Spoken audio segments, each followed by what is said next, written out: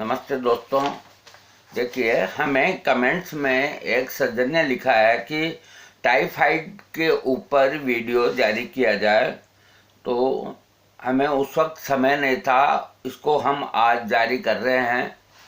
Typhoid यानी कि इसको देसी भाषा में मियादी बुखार बोलते हैं और ये एक हफ्ते से लेके और करीब 6 सप्ताह तक इसका प्रकोप रहता है।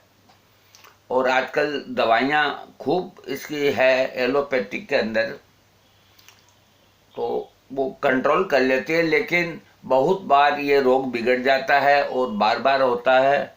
आयुर्वेदिक के हम घरेलू नुस्खे जड़ी बूटियों के आपको इसमें बताएंगे और ये टाइफाइड क्यों होता है थोड़ा इस बारे में हम आपको प्रकाश डालेंगे। देखिए, अधिकतर ये जब टाइफाइड की बीमारी होती है, बुखार होता है, तो इसका सबसे पहले हमला आंतों के ऊपर होता है। जो हमारी आंतें हैं भोजन को पचाने वाली, उनके ऊपर इनका हमला होता है और वो रोग ग्रसित हो जाती हैं और बुखार आ जाता है। ये सितंबर और अक्टूबर में अधिकतर इसका प्रकोप होता है इस रोग का।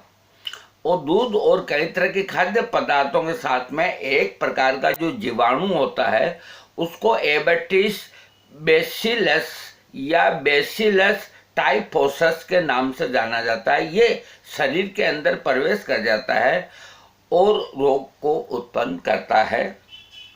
जब ये रोग किसी को होता है तो पेशाब और मल में जीवाणु दिखाई देते हैं। रोगी को हर समय बुखार रहता है, पेट में वायु तथा स्प्लीन यानी तिल्ली बढ़ने लगती है, आंतों में जख्म हो जाते हैं और रोगी के मल मूत्र तथा खून और पसीना में बेसिलस टाइफोसस के लक्षण दिखाई देते हैं। ये रोग गांव की अपेक्षा छोटे शहर, बड़े शहर, इनमें ये अधिक होता है। और जो कंट्रीज बाहर के जहां न तो अधिक ठंड हो और न बहुत अधिक गर्म हो, ऐसे बहुत से जो देश होते हैं वहाँ पर भी ये संक्रामक के रूप में होता है।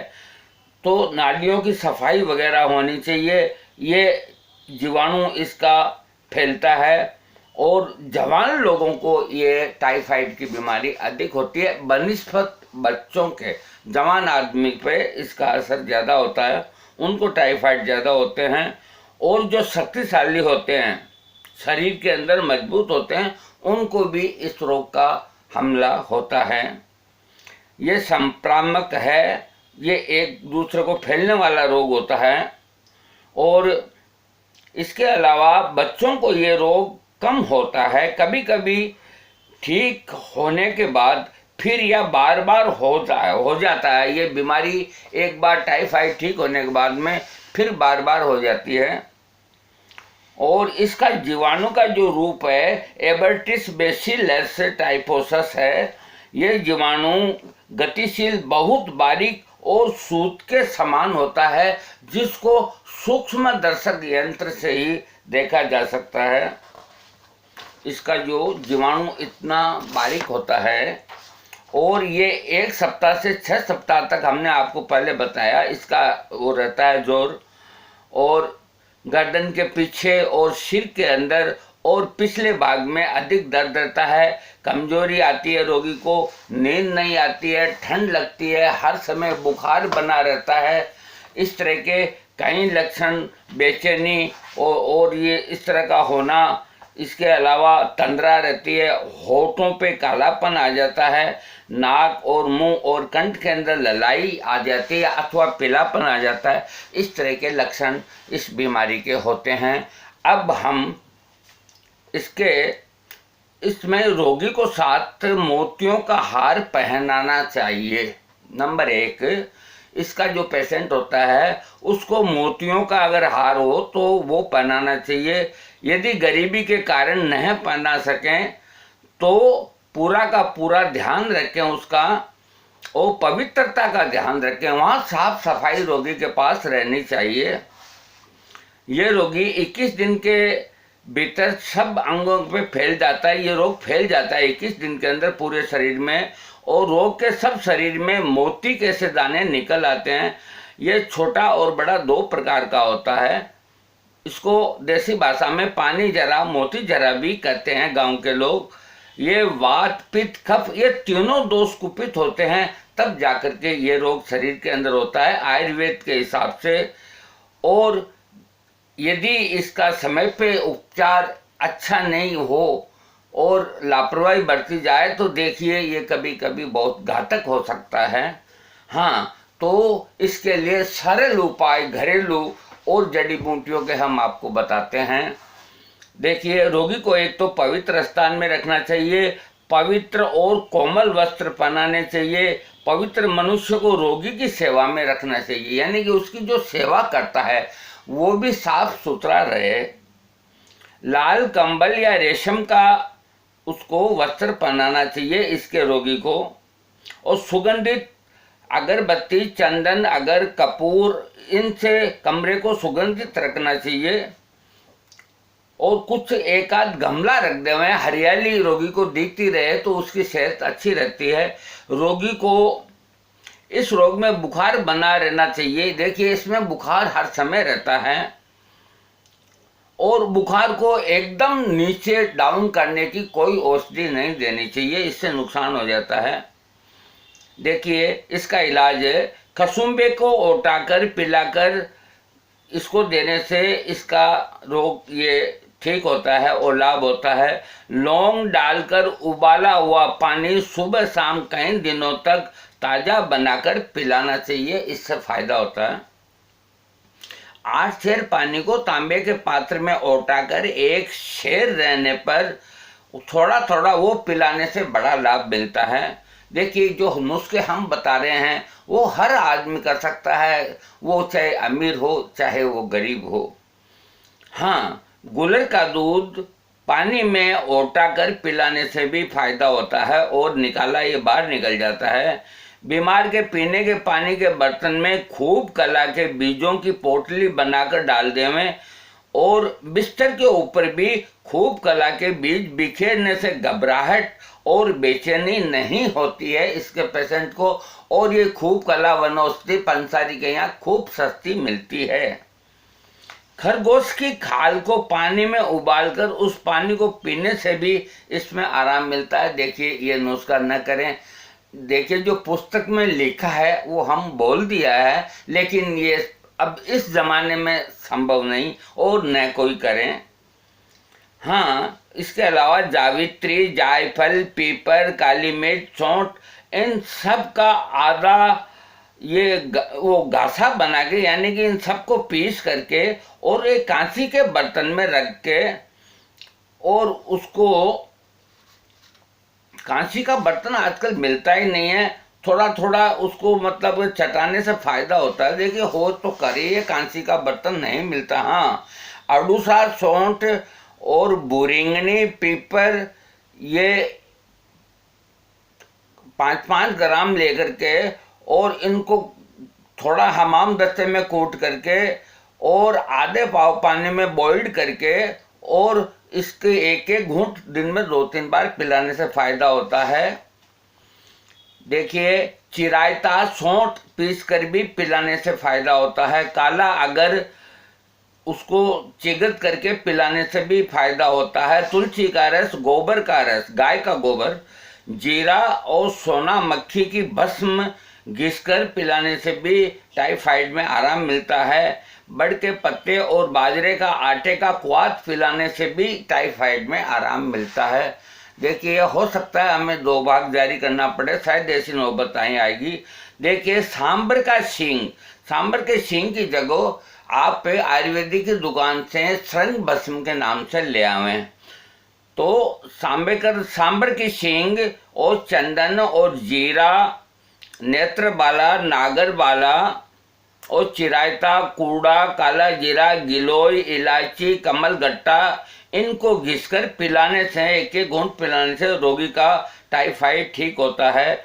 सफ़ेद चंदन, लाल चंदन, नेत्रबाला, पापड़ा, नागर मोता, सौंठ, चिरायता और खस, इनका क्वाथ बना करके और पिलाने से शरीर की दाह, जलने, ये जलन और जो रोगी प्रलाप करता है और उसको बेचैनी होती है, तो ये सारे उपद्रव इससे ठीक हो जाते हैं। इसको एक बार हम फिर बोलते हैं।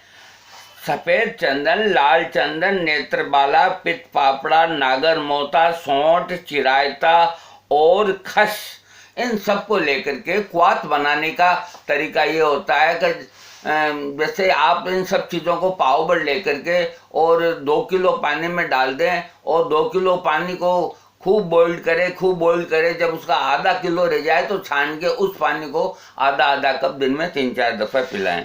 हाँ, रक्त चंदन, धनिया, नेत्रबाला, पित्त पापड़ा, नागर मोथा और सौंठ, इसका भी क्वाथ देने से भी फायदा होता है।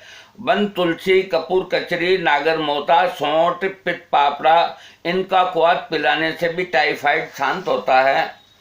वन तुलसी, काली तुलसी के रस में मिलाकर 3 या 7 दिन पिलाने से फायदा होता है। इसके अलावा नागर मोता, पित्त पापड़ा, मुलट्टी, गुरुची बोलते हैं गिलोय को। दोबारा सुनिए, नागर मोता, पित्त पापड़ा, मुलट्टी, गिलोय और मुनक्का 5-5 मासा पाव भर पानी में काढ़ा बनाकर और शहद और मिश्री मिलाकर देने से टाइफाइड में आराम आता है। बहुत प्यारा नुस्खा, दोबारा रिपीट करते हैं। नागर मोता, पित्त पापड़ा, मुलट्ठी, गिलोय और मुनक्का, ये 5-5 मासा और 1 पाव पानी में इसका काढ़ा बना करके और मिश्री और शहद मिला के थोड़ा पिलाने से बहुत आराम मिलता है, टाइफाइड ठीक होता है।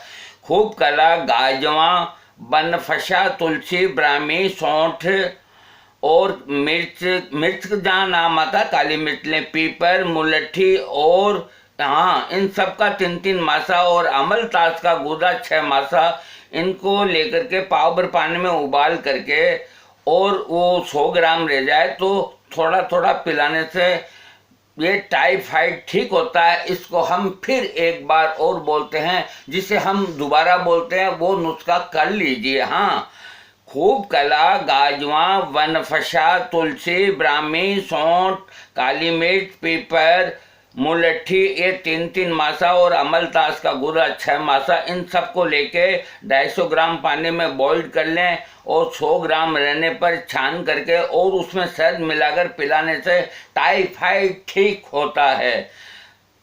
इसके अलावा देखिए, हम ये जो सरल नुस्खे हैं आपको बता चुके हैं और हम एक आपको विशेष जानकारी और ये दे रहे हैं कि टाइफाइड के अंदर, होम्योपैथी के अंदर बिल्कुल गारंटेड इलाज है। ये आजकल ये जो नुस्खे हैं जो हमने इस बुक से बताए हैं, ये भी बिल्कुल पेटेंट हैं, लेकिन ये जड़ी बूटियां बिल्कुल शुद्ध और साफ सुथरी होनी चाहिए और ये जैसी विधि विधान से बताई गई है वैसी होनी चाहिए, तब जाकर के ये काम करेगी। और इनमें जो सरल घरेलू प्रयोग हैं वो बिल्कुल काम करेंगे, आप दे सकते हैं। फिर भी इनके भरोसे नहीं रहे, अपने डॉक्टर से एडवाइज कर लें, उनकी राय ले लें। ये किसी वैद्य के बस का रोग नहीं है, मैं आपको ये बता देता हूँ। या तो आप एलोपैथिक ट्रीटमेंट करावें या घरेलू प्रयोग करें। वैद्य लोग भस्में खिला करके और रोगी को और बढ़ा देते हैं। इसके अलावा मैं एक बात हाँ जो कह रहा था वो ये है, होम्योपैथिक में इस टाइफाइड का पेटेंट इलाज है और सस्ती दवाइयाँ हैं, no side effect, no bad effect और गारंटी के साथ टाइफाइड ठीक होता है। एक टाइफाइड की ऐसी दवा जिसका नाम हम नहीं बताएंगे, वो इस टाइफाइड के कीटाणु से बनी हुई दवा है और जिनको बार बार टाइफाइड होता है उनको उसकी अगर एक खुराक हम दे देंगे तो दोबारा उसको नहीं होगा। हम स्टाम्प पे लिख के दे सकते हैं यदि कोई हमारे सामने आए तो। इतना हमें कॉन्फिडेंस इसलिए है, हम कोई अहम की भाषा नहीं बोलेंगे। आज हमारी उम्र 72 साल है और हमें तजुर्बा 50 साल का है और हमने कितने ही टाइफाइड के इस तरह के रोगी बिगड़े हुए ठीक कर दिए हैं। आजकल कई नए हकीम 2-2, 3-3, 4-4 इंजेक्शन 2,500 रुपये लेकर के लगा देते हैं, कई रोगी मर जाते हैं। इस तरह के इलाज में नहीं जाइए, या तो आप ये घरेलू प्रयोग कीजिए। अच्छे चिकित्सक का इलाज कराइए, अथवा आप होम्योपैथी की शरण में आ जाइए। आप बिल्कुल ठीक होंगे। हम हमारी सेवा देने को तैयार हैं। आपको कोई चीज़ पूछनी है तो आप हमारे से पूछ सकते हैं, कभी भी पूछ सकते हैं। हम कभी मना नहीं करेंगे और आपको बिल्कुल संतोषजनक जवाब देंगे। होम्योपैथिक दवाओं के नाम हम इसलिए नहीं दे रहे हैं क्योंकि वो लक्षण से होती है। अब हम इजाजत चाहते हैं। आप स्वस्थ रहें। जय श्री राम।